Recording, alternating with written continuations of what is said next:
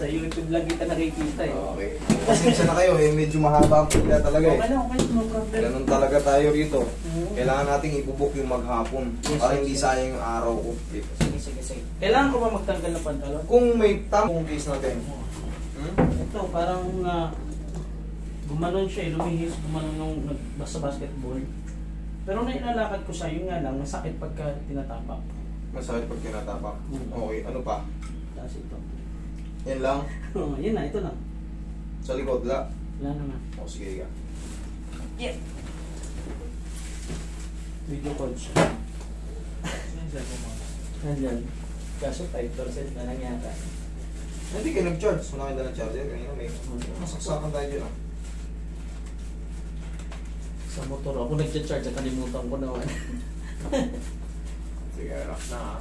Masakit pag itinatapak. Kailan kayo nadali? 1 year na, mahigit. 1 year na? Pa, matibay kayo kakatitiis ha? Wala, hindi nyo pina-check up sa ibang... Wala sa Doris, nagsugot eh. Ay, di siya buktong. Dalawa na lang daw. Oh, sige. Tamad ka talaga eh. Ilak. Dalawa na nga lang, mahimatay naman ako sa gutom.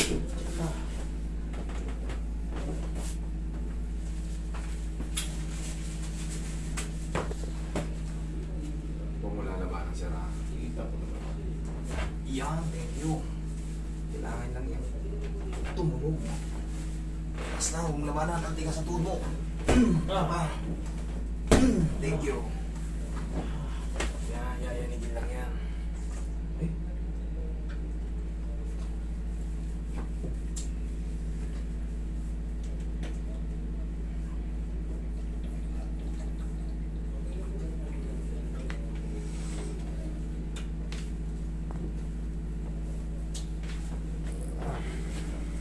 Lumangit na yun sa toothpick.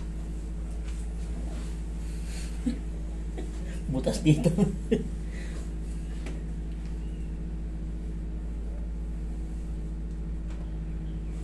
Napanood ko si Jose Manalo eh. Kung ano mo. Sabi ko parehas kami ng injury na tuhod din. Bukod tsaka tapilok siya. Oh, tapilok. Parehas nga kami. Si Jose, idol Jose. Punta na dyan.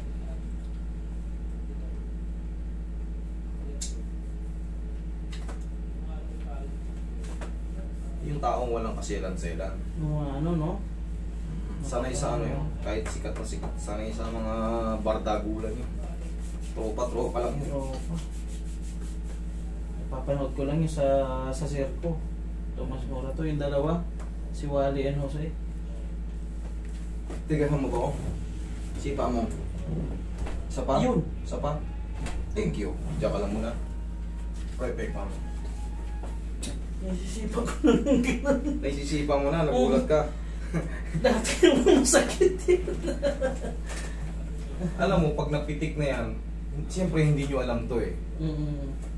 Inuusog yan pagilid kasi ganito yung buto. Bibihira yung madislocate ng paharap. Pa-slide, pa ganyan. Gumanon siya eh. Kailangan, ditutulak pagilid. Bihirang-bihira yan, maliban na lang kung nasargo yung tubo ng tinamaan ka ng malaking bato rito. Pwede ma-dislocate ang pag-ganon. Kadalasan yung pag-ganyan. Gumanon lang siya. Kaya, pinipitik lang sa gilid yan, inaalog-alog lang yan. Parang simple lang sa amin, pero sa inyo hindi nyo alam. Tsaka mahirap ganunin yan sa sarili. Eh, syempre. Kailangan ibang tao. 2 buwan ako, baba ako sa hagdan, ako na puwet. Hindi ko may tapak eh.